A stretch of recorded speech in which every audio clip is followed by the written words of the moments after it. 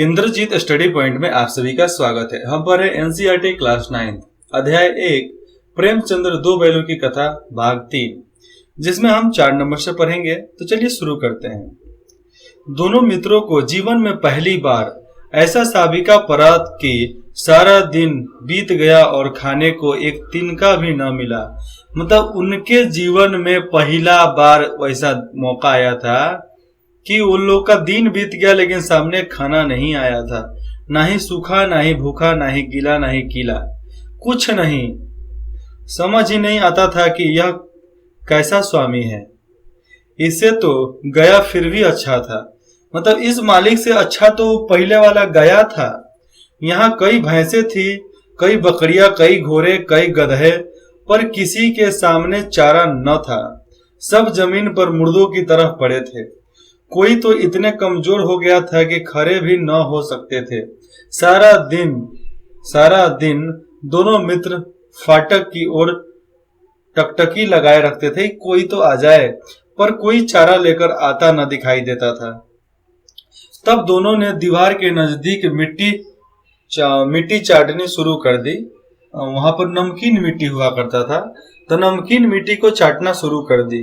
पर इससे क्या तात्पर्य चाहिए? मतलब इससे क्या तृप्ति हो सकती है? कुछ नहीं हो सकती है। रात को भी जब कोई भोजन न मिला, कुछ भी खाने को न मिला, तो हीरा ने दिल में विद्रोह की ज्वाला दहक उठा ली। अपने दिल में ज्वाला जला दिया है, मैं अब बगावत करेगा। मोती से बोला, अब तो नहीं रहा जाता। मोती से हीरा बोलता है, अब तो नहीं रहा जाएगा मोती, अब क्या करे? मोती ने सिर लटकाए हुए जवाब दिया, मुझे तो मालूम होता है प्राण निकल रहे हैं, अब मैं गया, खत्म। इतनी जल्दी हिम्मत ना हारो भाई, यहाँ से भागने का कोई उपाय निकालना चाहिए और निकालना पड़ेगा। आप दीवार को तोड़ डाले, मुझे तो अब कुछ नहीं होगा, मुझसे अब कुछ कहो नहीं, मुझसे कुछ नहीं होगा।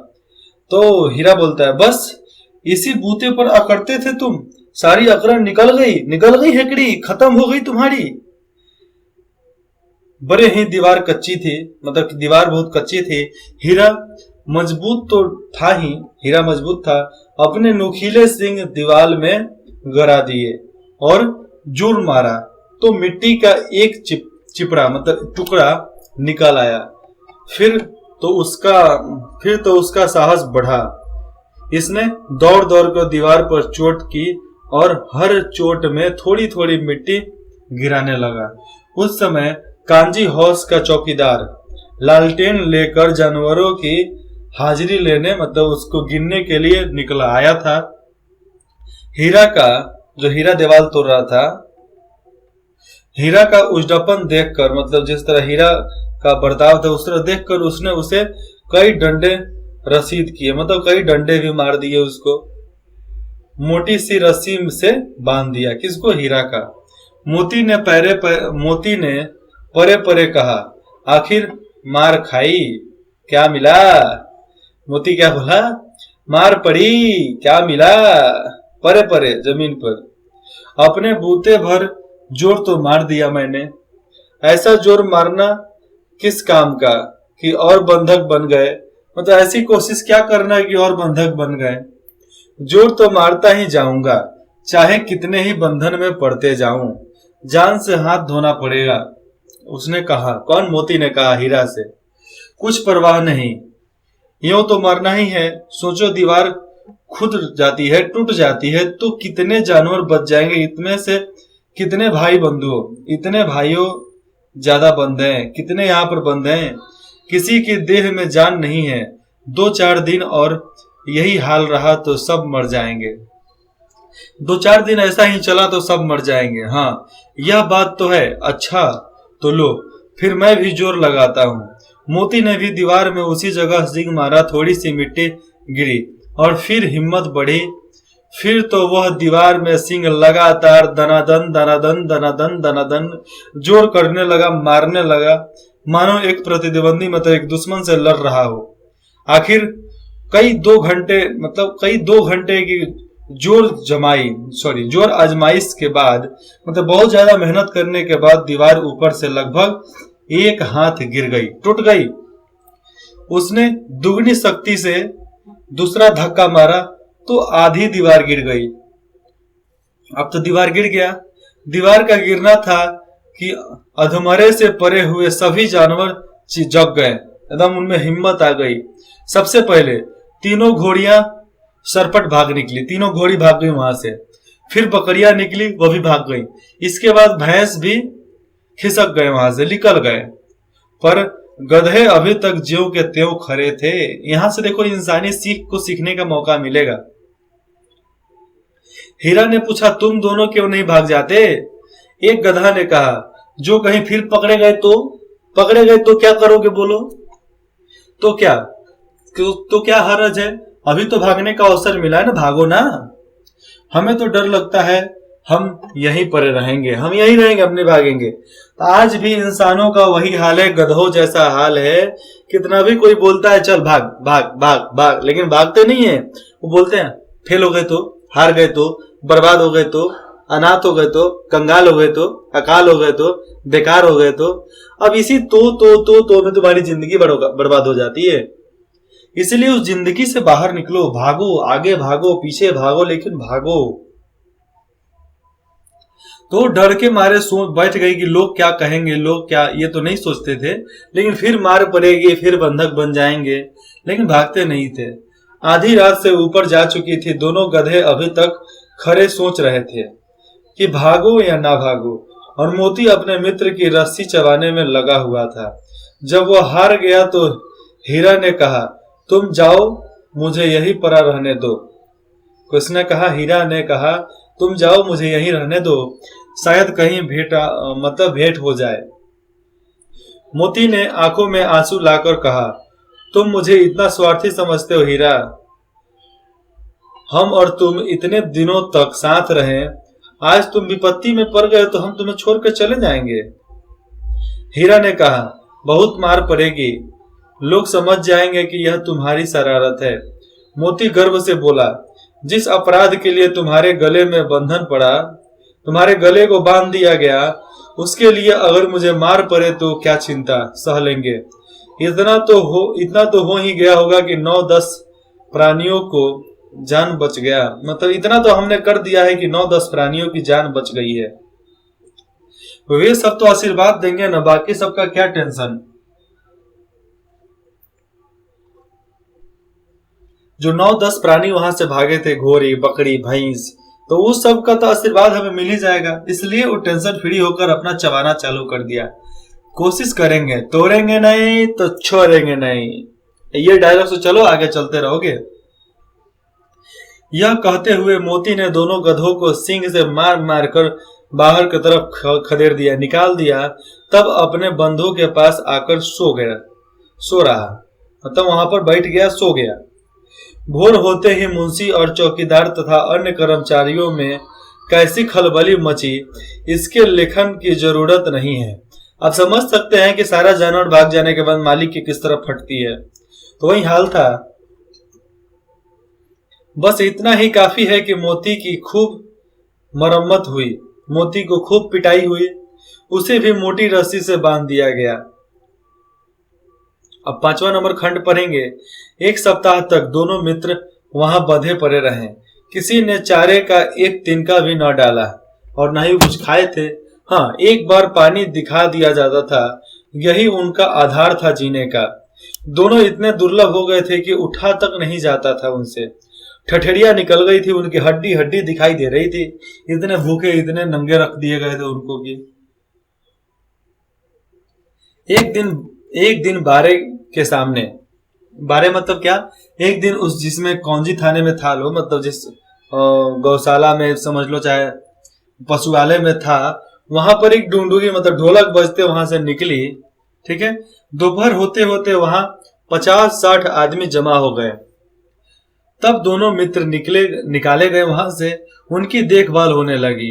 लोग आकर उनकी सूरत देखते और मन फीका करके चले जाते थे। ऐसे मृतक बैल का कौन खरीदार होता, मतलब ऐसे मरे हुए बैल को कौन खरीदेगा, कोई नहीं खरीदेगा। सहसा एक दड़ियल, मतलब वहां पर एक दड़ियल आता है, दाढ़ी वाला, दाढ़ी वाला आदमी आता है जिसकी आंखें लाल थी और मुद्रा अत्यंत कठोर, एकदम देखने में लगता था कि एकदम खरूस है, कठोर है।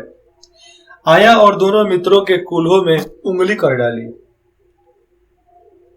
कूल्हा क्या, उसके पैर के साइड में उंगली कर डाली, ठीक है। उंगली गोद कर मुंशी जी से बातें करने लगा। उसका चेहरा देखकर, उससे दरियल का चेहरा देखकर अंतर्ज्ञान से दोनों मित्रों के दिल कांप उठे। वह कौन है और उन्हें क्यों टटोल रहा है, क्यों छू रहा है, इस विषय में उन्हें कोई संदेह नहीं था। दोनों ने एक दूसरे को भीत नेत्रे से, मतलब एकदम तिरछे नेत्रे से, तिरछा आंख करके देखा और सिर झुका लिया। चलो ठीक है।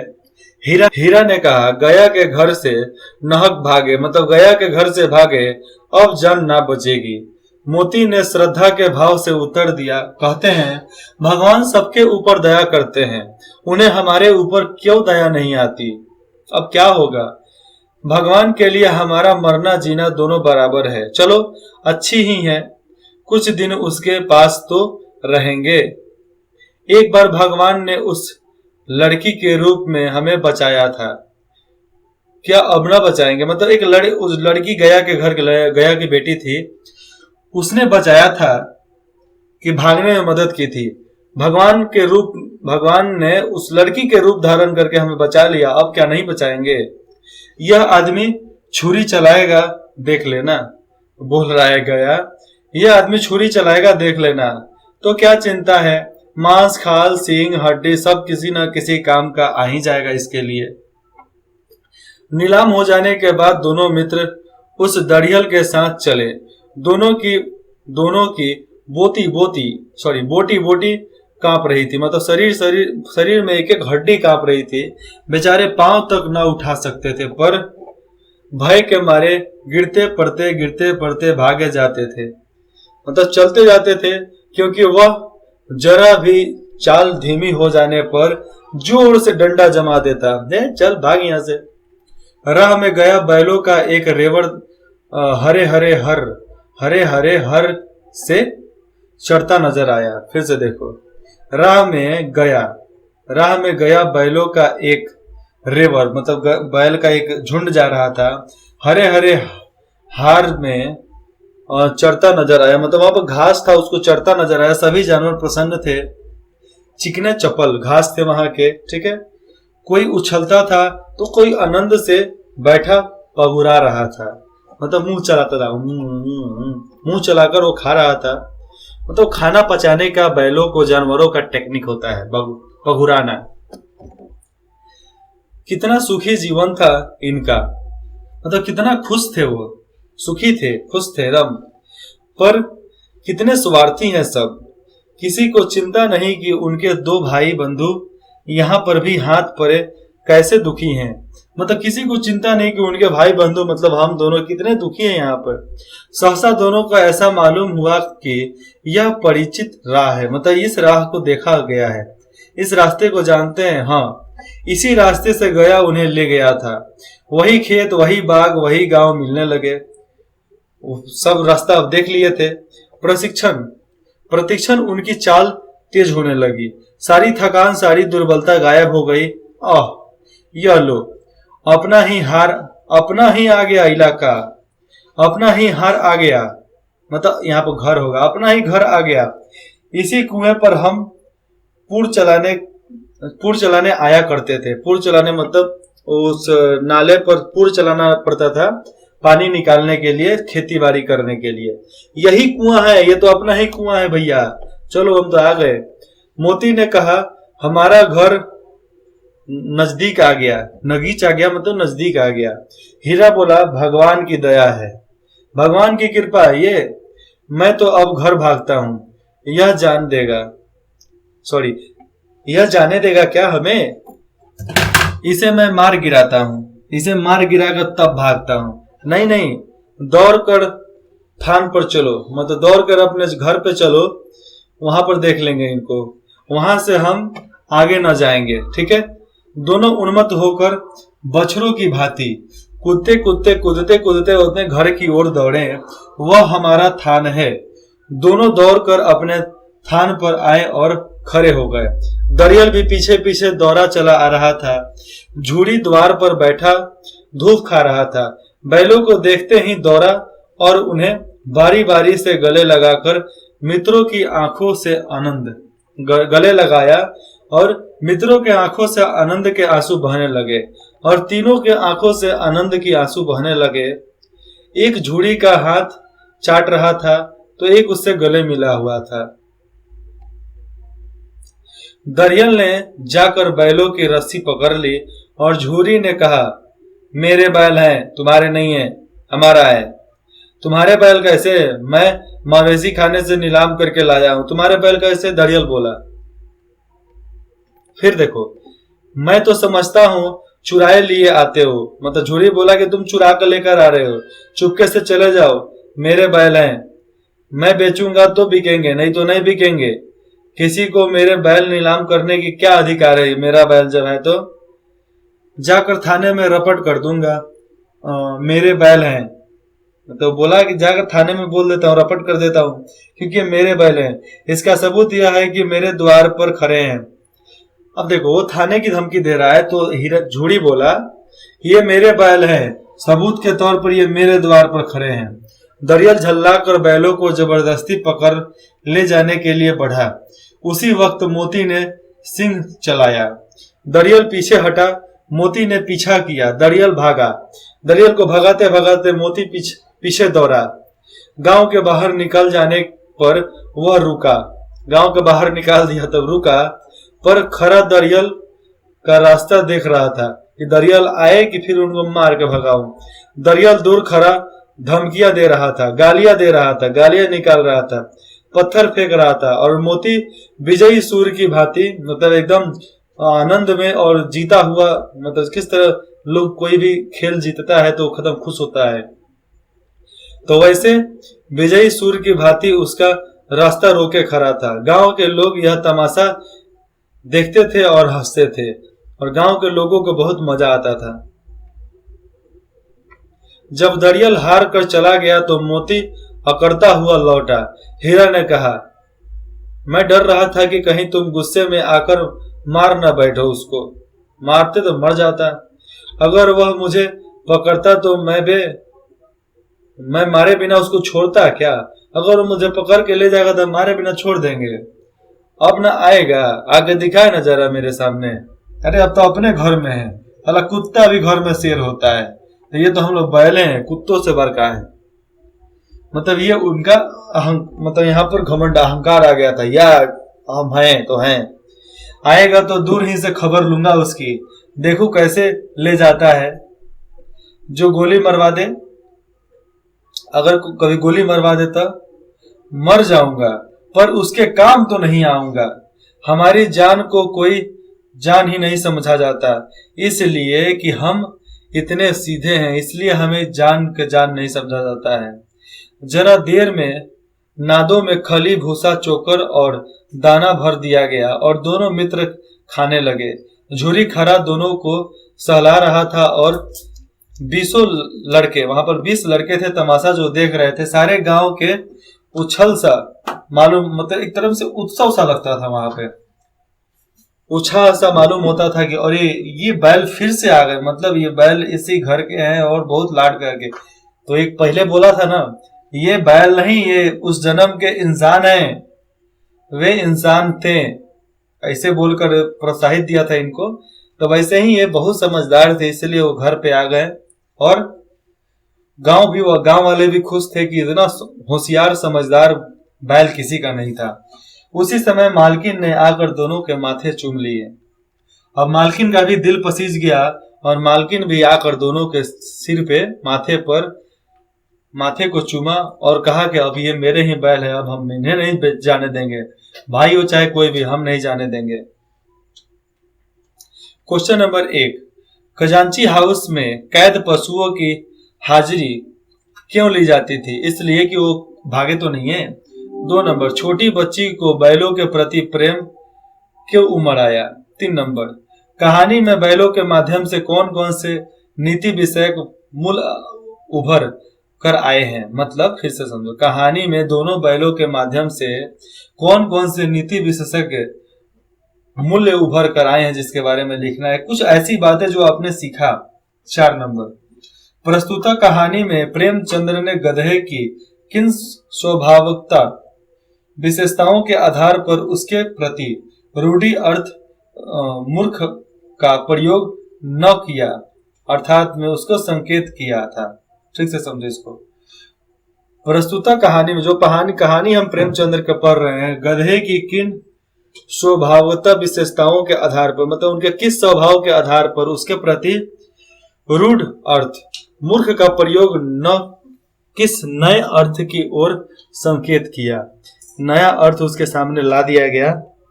अब देखो आगे होता क्या है। 5वां नंबर, इसके बारे में बताना है कि मूर्ख की जगह पर उनको गधा क्यों बोला जाता था। इन घटनाओं से पता चलता है कि हीरा और मोती में गहरी दोस्ती थी। किन घटनाओं से, इसको लिखना है। कैसे मालूम चला कि गहरी दोस्ती थी। क्वेश्चन नंबर 6, लेकिन औरत जात पर सिंह चलाना मना है। यह भूल जाते हैं हीरा ने इस कथन के माध्यम से स्त्री के प्रति प्रेमचंद्र के दृष्टिकोण को स्पष्ट कीजिए।